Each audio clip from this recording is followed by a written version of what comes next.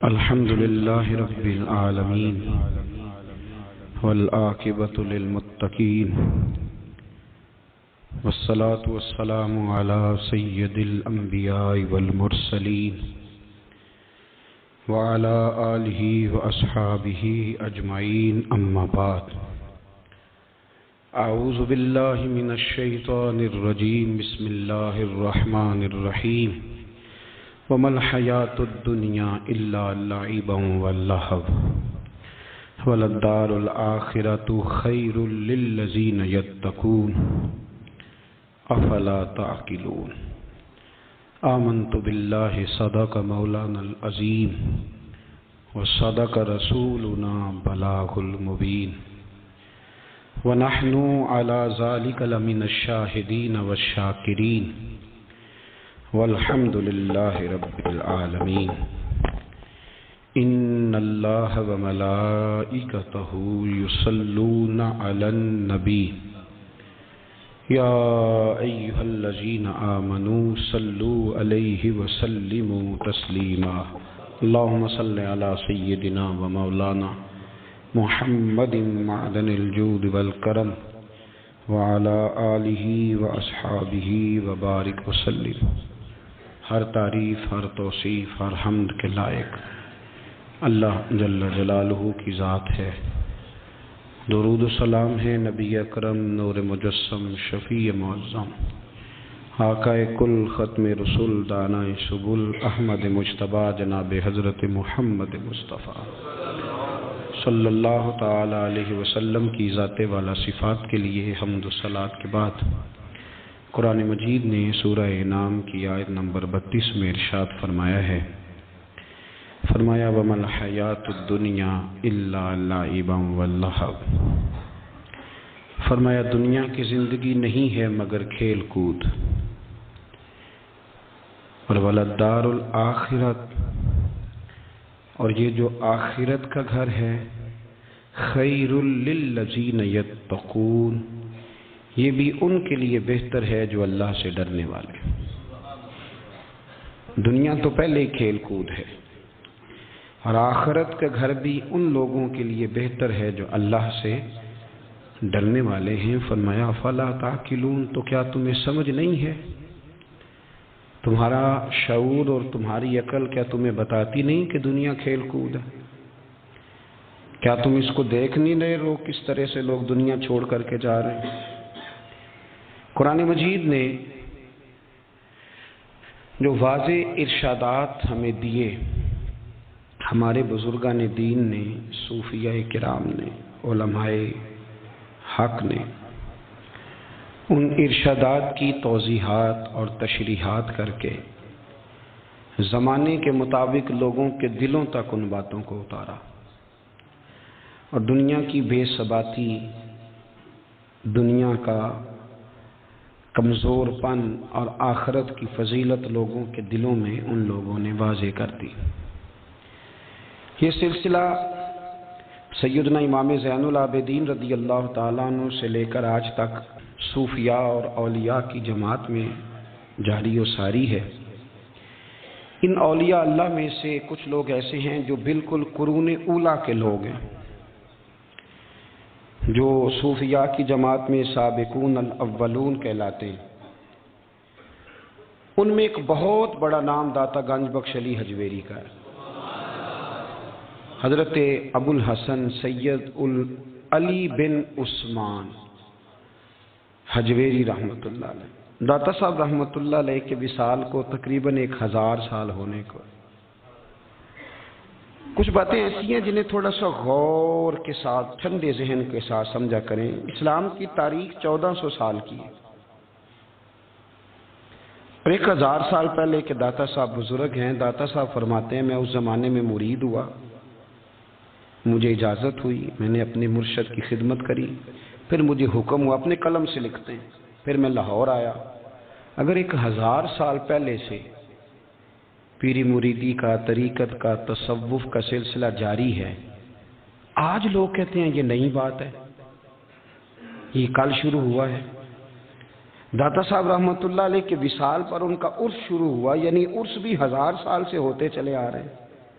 آج بعض لوگوں کو غلط فہمی ہوتی ہے کہ یہ آج کی کوئی نئی ایجاد ہے، اور اگر 1000 سال پہلے کے لوگ ضرورت محسوس کرتے تھے کہ ہمیں پہلے کسی درویش کی خدمت کریں گے تو پھر ہمیں کچھ ملے گا، تو ہمارا تو زمانہ ہی بڑا عجیب ہے۔ یہاں بہت سارے لوگ ہیں جو کہتے ہیں میں خود قرآن جانتا ہوں، حدیث جانتا ہوں، میں خود بڑا سمجھدار ہوں، مجھے کسی کی کیا ضرورت ہے۔ بہت ساری چیزیں ایسی ہیں جنہیں ہمیں غور سے دیکھنا چاہیے۔ 1000 سال پہلے داتا صاحب، اور پھر داتا صاحب کہتے ہیں میرا کسی عام گھرانے سے تعلق نہیں، میں مدینے والے محبوب کی اولاد ہوں، سید ہیں۔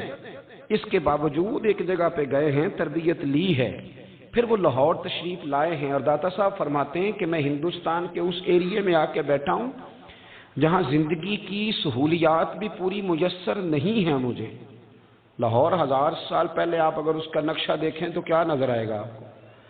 جن لوگوں نے ابھی 40 سال 35 سال پہلے لاہور کو دیکھا ہے وہ بھی جانتے ہیں اس کی کیفیات کیا تھی۔ تو ایک 1000 سال پہلے کا لاہور جہاں داتا صاحب تشریف لائے، داتا گنج بخش علی حجویری نے وہاں بیٹھ کر قرآن و سنت کی تشریحات کی، داتا صاحب نے مسجد بنائی۔ اب لفظ داتا سے بھی بڑا اختلاف ہے لوگوں کو، حالانکہ داتا کا معنی دینے والا، اور اللہ کے جو 99 نام ہیں نا، یہ ہماری مسجد میں بھی لکھے ہوئے ہیں، ان 99 ناموں میں سے کوئی نام داتا ہے؟ بولیے۔ ایسے لوگ کہتے ہیں جی یہ تو اللہ کا اسم، بھئی یہ لفظ داتا تو ویسے ہی عربی کا لفظ ہی نہیں ہے، تو آپ چیزوں کو گھسیٹ گھساٹ کے اگر لے کے نا، قرآن مجید میں آپ اپنے ماں باپ کے لیے دعا کرتے ہیں رب ارحمہما کما ربیانی صغیرا، یا اللہ ان دونوں کو بخش دے جو بچپن میں میرے رب بنے۔ رب ارحمہما کما ربیانی صغیرا، رب کا معنی پالنے والا، تو قرآن مجید نے تو ماں باپ کو رب کہہ دیا تو شرک ہو گیا۔ وہاں اللہ رب اور معنوں میں ہے، ماں باپ رب اور معنوں میں ہے، یہاں معنی پالنے والے تھے۔ ماں باپ اولاد کو پالتے ہیں نا، اصل پالنے والا کون ہے؟ اللہ۔ تو اب کسی نے کہا کہ ابا آپ نے مجھے پالا ہے، تو کافر ہوا کہ مسلمان ہوا؟ چھوٹی چھوٹی باتوں میں لوگ تقسیم کرتے ہیں اہل اسلام کی، یہ درست نہیں ہے۔ قرآن مجید نے حکم دیا کہ ان کے لیے دعا کرو ان لفظوں کے ساتھ، تو داتا کا معنی ان کا لقب ہے، یہ معروف لقب ہے ان کا، اس کا معنی دینے والا۔ تو بھائی اگر آپ مجھ سے کوئی 2-3 مسئلے سن لیتے ہیں، میں آپ کو دے دیتا ہوں تو شرک نہیں ہوتا۔ میرا استاد اگر مجھے 2-4 باتیں سکھاتا ہے تو شرک نہیں ہوتا۔ آپ کے اور میرے بزرگ والدین ہمیں کو 2-4 ہزار دیں، ہم ان سے مانگ لیں تو شرک، تو یہ اتنی زیادہ وہ معاملہ نہیں ہے، آپ اس کو سمجھیں۔ لوگ الجھاؤ پیدا کرتے ہیں، اس الجھاؤ سے بچنا چاہیے۔ ہم سے بندہ مسلمان تو ہوتا کوئی نہیں، لیکن ہر جمعے کو 2-4 لاکھ کو کافر ضرور کر دیتے ہیں۔ جانے کب مار دے کوئی مجھے کافر کر کے، شہر کا شہر مسلمان بنا بیٹھا ہے۔ تو اتنا سستا نہ کریں اس چیز کو، چیزوں کو سمجھیں اور غور کریں۔ تو داتا صاحب رحمۃ اللہ علیہ نے قرآن و سنت کی تشریحات کی۔ اب ایک بات میں کہنے لگا ہوں، داتا صاحب رحمۃ اللہ علیہ، بابا فرید صاحب رحمۃ اللہ علیہ، حضرت شیخ عبد القادر جیلانی غوث پاک رضی اللہ تعالیٰ عنہ، یہ وہ بزرگ نہیں ہیں کہ جن کی تاریخ دفن ہے،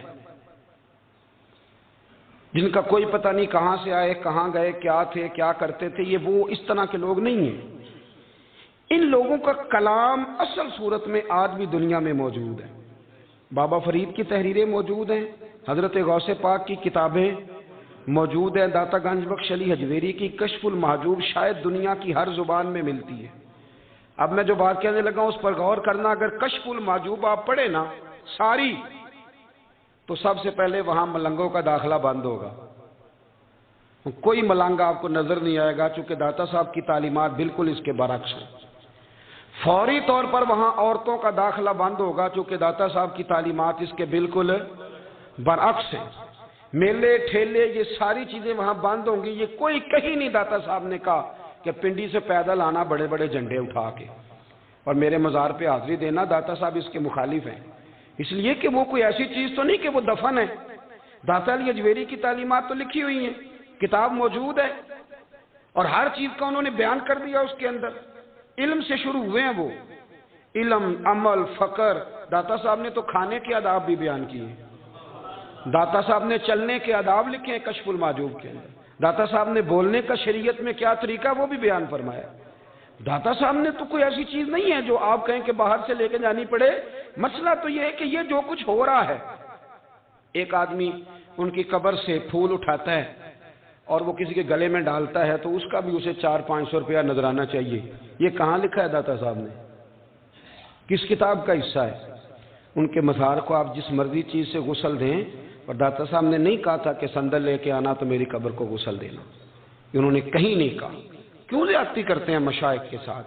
میرے اعلیٰ حضرت فاضل بریلوی رضی اللہ تعالیٰ عنہ سے کسی نے پوچھا تھا، ہم بڑی لوگوں کی باتیں سنتے ہیں، مزارات پہ لوگ جاتے تھے تو نفع ہوتا تھا، اب کیا بات ہوئی؟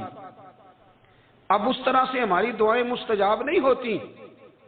تو اعلیٰ حضرت فرمانے لگے، تم بزرگوں کے مزاروں پہ غیر شرعی کام کرتے ہو، اللہ والے تم سے ناراض ہو گئے، وہ تو تم سے ناراض ہیں. جی تو دوستو، امید کرتا ہوں کہ آپ کو یہ ویڈیو پسند آئی ہوگی. نئی ویڈیو کے ساتھ پھر ملتے ہیں، تب تک کے لیے IRT ولاگ کو اجازت دیجیے گا. اللہ حافظ.